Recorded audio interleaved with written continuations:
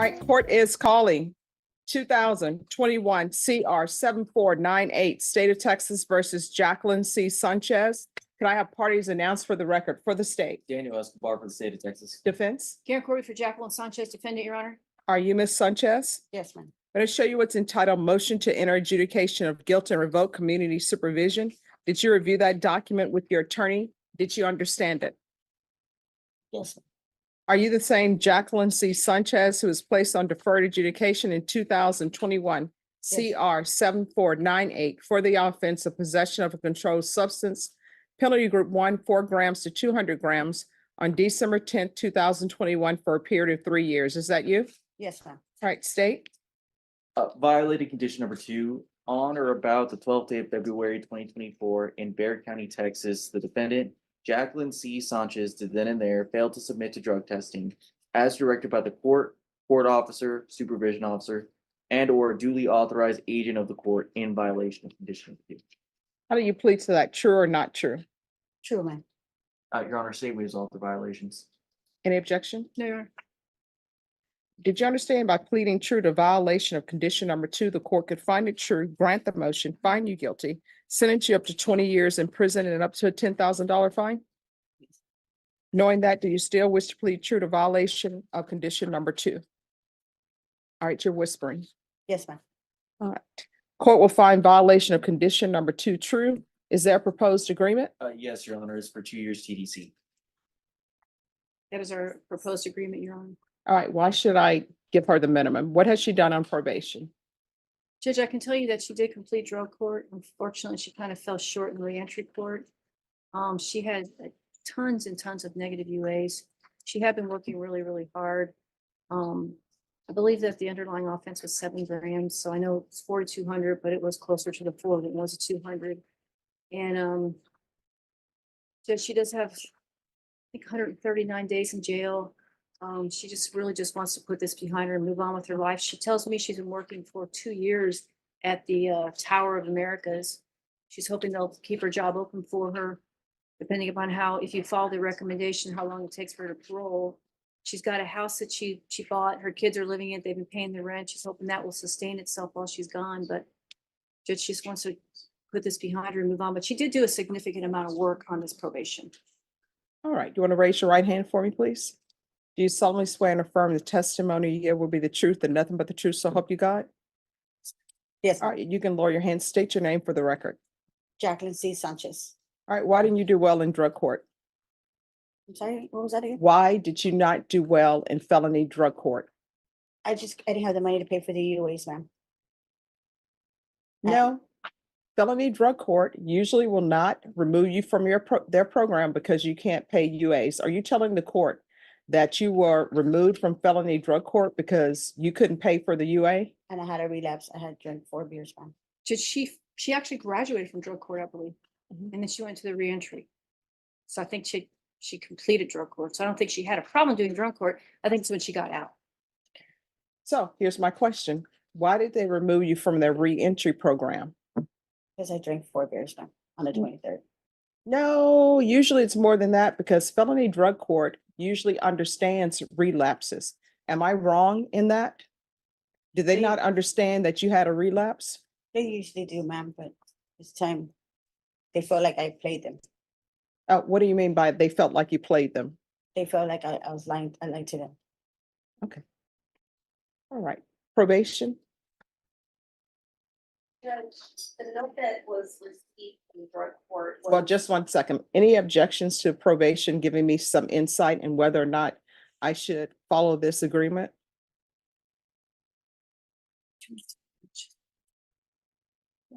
Okay.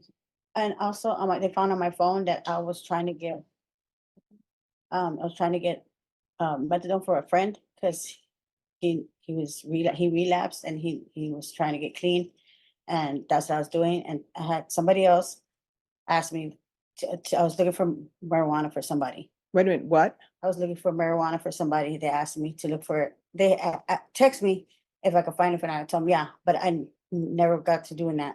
Oh, so now we're getting to the point. So you were in felony drug court in the reentry program and you were looking for drugs for other people.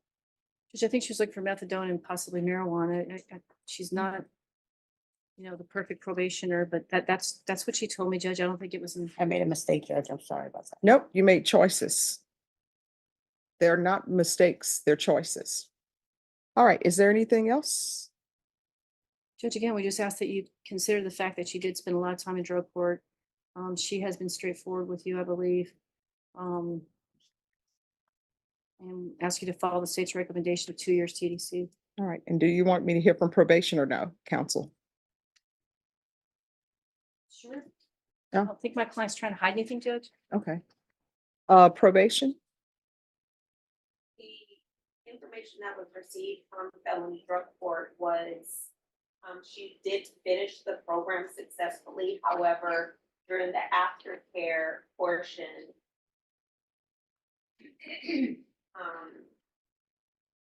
there were UA tests with positive ETG results, and a phone search was conducted and text messages revealed that he was communicating with negative contacts and negotiating the sale of illegal drugs. Okay. I did reach out to felony drug court to see if they would be willing to accept for that, and at this point, they are not. All right, so this is what the court is going to do. As previously stated, the court is finding violation of condition number 6 true. So I think it's in. I'm sorry, number 2 true. Yes. Thank you. The violation of condition number 2, the court is finding that to be true. There's a $1,000 fine. Time and money were run concurrent. Was the $57 ever paid for the laboratory testing? Do you know if you ever paid that? Drug court? Was it Ah. to drug court? Okay, Oh. no, I have not taken. Okay. There should be $57 restitution to SAPD for laboratory testing. If you would like, I could have you referred to the therapeutic community. It doesn't increase your time at the prison. It's just something to hopefully help you maintain your sobriety. Okay, I'll take that. All right, therapeutic community. Court's going to sentence you to 6 years in prison and give you credit for any time served. Going to show you what's entitled trial court certification of defendant's rights to appeal. Did you review that with your attorney? Did you understand it?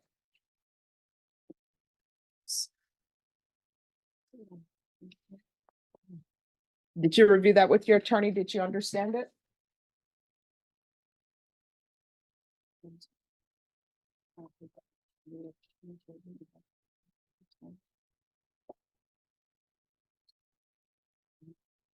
All right, did you review that document with your attorney? Did you understand it? I'm just leaving it to me right now. Okay. I explained to you. So you have one of the documents. You understand? All right, did you review that document with your attorney? Did you understand it? Yes. All right. Because this is not, I did not follow your proposed agreement with regards to sentencing. You do have a limited right to appeal. That right to appeal is as it relates to the allegations in the motion, not the fact that you are on deferred adjudication. Because this is a felony conviction, you're not allowed to own or possess any weapons or ammunition. If you have a question over what a weapon or ammunition is, you'll need to speak to an attorney. Do you understand? Yes. All right, we can go off the record. Good luck to you. Even though you're going to the prison, if you get out of prison and you need help, you feel as though that's not being addressed, so you don't know who to contact, felony drug court is always available, okay? Thank you. Okay, thank you. Good luck to you. Court is calling, 2023 CR 1149, 2023 CR 11150, State of Texas versus Christopher Adam Rodriguez. Can I have parties announced for the record for the state Allie Jackson. defense? Shannon Walker, Christopher Rodriguez. And are you Mr. Rodriguez? Yes, ma'am. Counsel, have you received all the discovery in each cause number and reviewed that discovery with your client? I have. Court will find that the state is in compliance with discovery. Are there any applications? No applications, Your All Honor. right. Mr. Rodriguez, in each of the cause numbers, I'm showing you what's entitled true bill of indictment. Did you review that with your attorney? Did you understand it?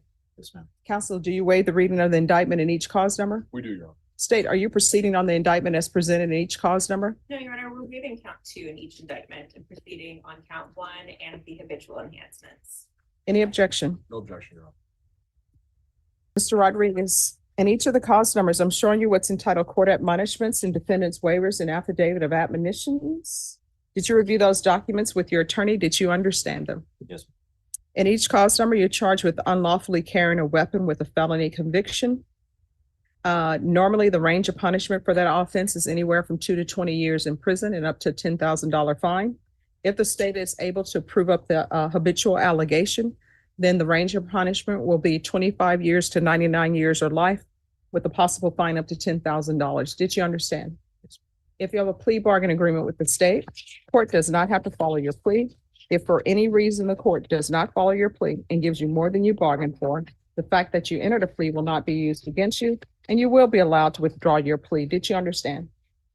Did you understand you have a right to jury trial, a right for you or your attorney to cross-examine and confront any witnesses the state will call, and the right to remain silent?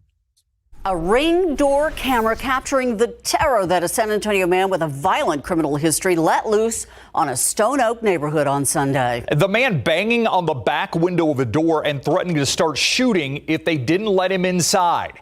And that's not all. Our Daniela Ibarra with the video and a frightened homeowner who watched it all unfold live. This video gives Lisa Sin chills. It still feels like a nightmare. On Sunday, Sin watched on her phone as this man strolls up to her door, gun in hand. Her kids hid inside their Stone Oak home alone. I was just praying that he wouldn't do anything to hurt my kids. Take my stuff. I don't care, but don't hurt my kids. 34-year-old Christopher Rodriguez is accused of terrorizing several neighbors in Summer Glen. Actually, one of our neighbors picked him up in the back of his truck and took him outside of the community. An incident report from the Bexar County Sheriff's Office says that neighbor drove Rodriguez to the nearby Canyon Springs golf course. The report says Rodriguez pulled a gun on the neighbor, telling him, quote, he had 2 choices and that neither of them were good. Rodriguez, who was out on parole, has a violent criminal history dating back more than 15 years. Just last week, BCSO began investigating after a woman accused Rodriguez of punching her while Rodriguez drove a car and then at the couple's apartment. Assaults, according to BCSO, that took place in front of a newborn baby. That same woman told deputies Rodriguez tortured and killed her cat in front of her in May. This guy has a rap sheet a mile long. There's no reason why he should have been on the streets in the first place. While Rodriguez is now in custody, Sin says her family struggles to feel safe. We're all a little traumatized right now. Daniela Ibarra, KSAT 12 Do you News. understand by entering this plea, you were giving up those rights? Yes. And did you intend to give up those rights and enter into a plea in each of these cause numbers? Counsel, has your client been able to provide you with any defense of those offenses? He has. Do you believe he has a rational as well as a factual understanding of the charges against him? He does. Do you believe he's currently competent and was legally sane at the time of the offense? He was. He is. Mr. Rodriguez, has anyone threatened you, forced you, or placed you in fear to get you to enter the plea? Anyone promised you anything other than the plea? Are you satisfied with the way you've been represented? Are you a U.S. citizen? Court will find that the defendant has knowingly and voluntarily waived his right to jury trial. In each cause number, I'm showing you the plea bargain page. Did you review that with your attorney? Did you understand? Yes, ma'am, I did. All right. According to the plea bargain agreement, state is proceeding on count 1 in each cause number. Punishments be assessed at 50 years in the prison. There are no applications. The cases will run concurrently. State will take in consideration 2023 CR 10985 and 2023 CR 10984. Did you understand that to be the plea? There's actually one additional one, Your Honor. Yes. Left off 2023 CR 11151. 11151. Yes, Judge. Any objection to the court writing that in as a part of the plea bargain agreement, counsel? No objection, Your Honor. All right, and then the court will take in, then the agreement is also to take in consideration 2023 CR 11151. Did you understand that to be the plea? Defense? Yes, Your Honor. State? Yes, Your Honor. Showing you the waiver of appeal paragraph. Did you review those paragraphs with your attorney? Did you understand it? Did you sign it in both places? Yes, ma'am, I did. Did you understand by signing that you're waiving your right to appeal? The only items that can be appealed are written pretrial motions that have been filed, heard, and ruled upon by the court. Did you understand? Counsel, have there been any such motions? There have not been, Your Honor. In each of the cause numbers outside the plea bargaining agreement, the state is requesting no contact with the complainants. Did you understand that was a recommendation from the state and the court does not have to follow that recommendation? Yes, ma'am. Okay. Then, and cause number 2023 CR 11149. How do you plead to count one? No contest. Into the enhancement allegations, how do you plead? True or not true? True. And the cause number ending in 2023 CR 11150 to count two, how do you plead? No contest. And to the enhancement, how do you plead? True. State any evidence to support the defendants, please. Yes, Your Honor, and each cause number of state offer states exhibit 1 with all attachments. Any objection? No objection, Your Honor. Mr. Rodriguez, in each cause number, I'm showing you what's entitled waiver and consent to stipulation of testimony and stipulations. Did you review those documents with your attorney? Did you understand them? Did you sign them in all the appropriate places? Yes, ma'am, I did. Again, did you understand you have a right to jury trial, a right for you or your attorney to cross-examine and confront any witnesses the state would call and the right to remain silent? Did you understand that today the state will be presenting evidence in the form of witnesses' statements, police reports, and judgments, but most importantly, there will be no live testimony. Did you understand?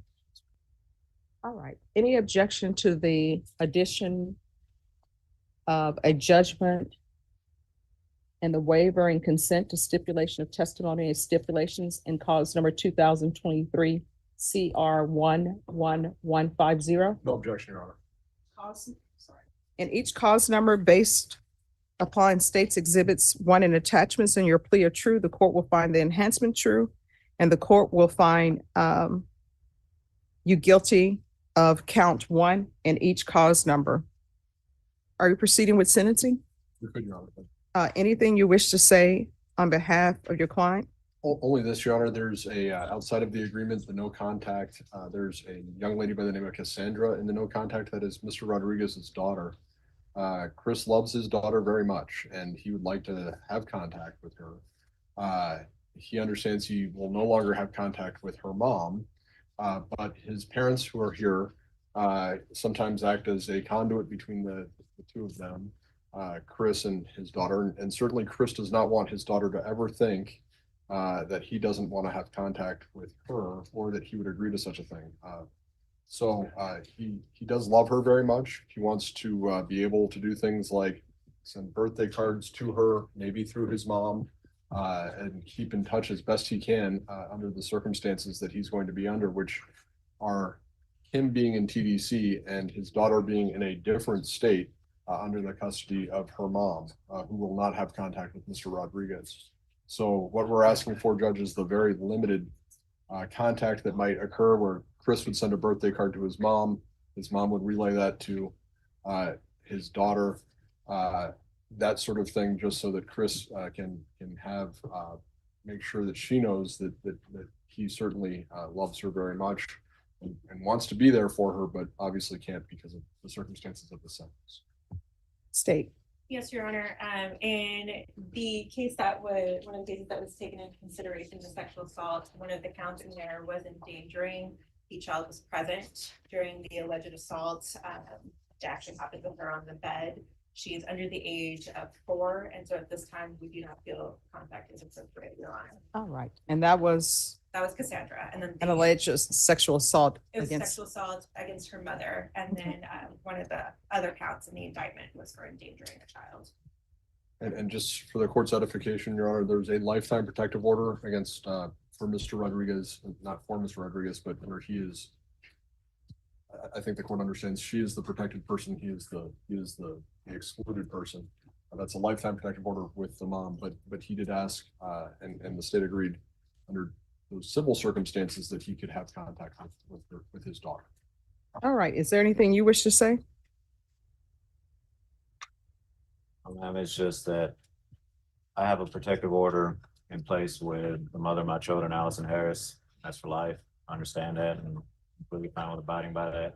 I just don't see why I need to not be able to have contact with my daughter at all. for the rest of my life. All right, so I've read the police reports, right? So I'm assuming that you love your daughter. Am I right in assuming that? And you would never want to do anything to hurt her. Hurting her mom is causing her emotional damage. Do you understand that? Yes, ma'am. And I don't know why when people go to prison, they expect for people to wait for them. Like nobody's obligated to wait for people when they go to prison. I mean, it's not like the movies where somebody's coming to see you every day at the prison and just waiting at the prison to pick you up and I'm going to be faithful to you. That rarely happens. There are consequences. When people make choices, sometimes the consequence is you go to prison and nobody's waiting for you. It's like, yeah, I'm done. Maybe if you get out and you start acting like an upstanding citizen, we can get back together. But guess what? I don't owe you any fidelity while you're in prison. So all of this started over the fact that you thought that she wasn't being faithful to you while you were in prison. And how long were you gone in prison? This last time, ma'am? Mhm. 2 years and 9 to 10 months. All right, so why do people think that somebody should wait for them for 2 years? That's 2 years. And then when people are out of prison, usually they're not faithful, but they want somebody to be faithful for them in prison because technically they have to be faithful because there are no girls in here at the male prison unless they're guards, right? And then we want people to be faithful because we got to be faithful. So here's the thing. She can contact you if she chooses to contact you when she's of age. Right now, I'm not going to order contact.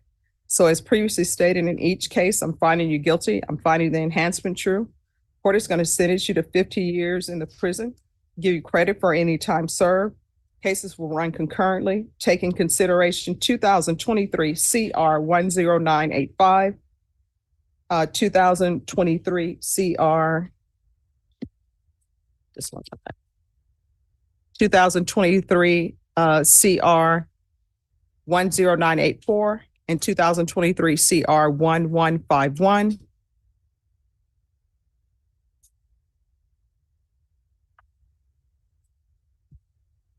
Let me change that in here because it's not written correctly.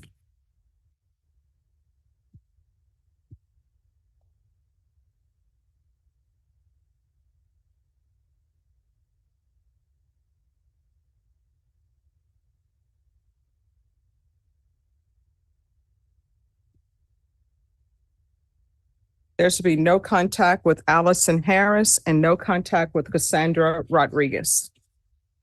Did you review the document entitled Trial Court Certification of Defendant's Rights to Appeal with your attorney? Did you understand it? Did you sign it in both places?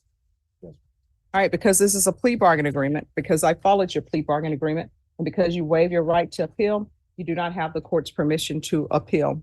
Because these are felony convictions, you're not allowed to own or possess any weapons or ammunition. If you have a question over what a weapon or ammunition is, you'll need to speak to an attorney. Do you understand? Yes, ma'am. All right, we can go off the record. Mr. Rodriguez, I realize this is a lot of time. How old are you? 34, ma'am. All right, you're 34. Here's the thing about having contact with children. At some point, she's going to grow up. Maybe you will get out of prison. You've learned something. You've gotten your life in order. And there's always room that people may have for forgiveness, right? But if you are not doing the right things, then people may not have forgiveness for you. So whether or not she forgives you and ultimately wants to have contact with her father, that'll be completely up to her. But you have to make the first step by doing what's right. You understand? All right. Good luck to you. Okay. You're welcome. Thank you, Your Honor. Thank you. Excused? Yes.